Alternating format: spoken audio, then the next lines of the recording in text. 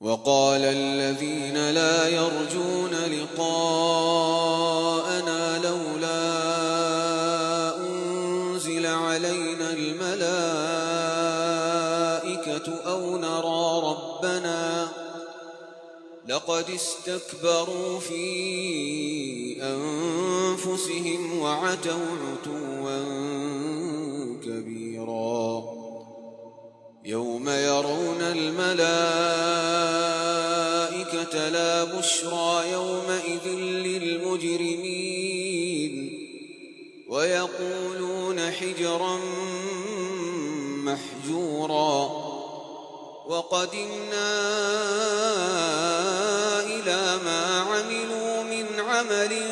فجعلناه هباء منثورا أصحاب الجنة يومئذ خير مستقرا وأحسن مقيلا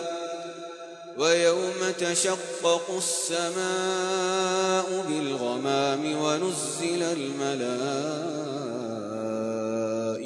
تنزيلا الملك يومئذ الحق للرحمن وكان يوما على الكافرين عسيرا ويوم يعض الظالم على يديه يقول يا ليتني اتخذت مع الرسول سبيلا يا ويلتى ليتني لم أتخذ فلانا خليلا لقد أضلني عن الذكر بعد إذ جاءني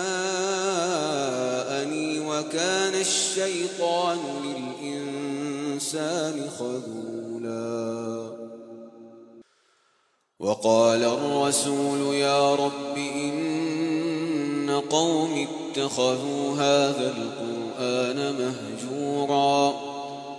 وكذلك جعلنا لكل نبي عدوا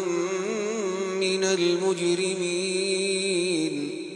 وكفى بربك هاديا ونصيرا وقال الذين كفروا لولا نزل عليه القرآن جملة واحدة كذلك لنثبت به فؤادك ورتلناه ترتيلا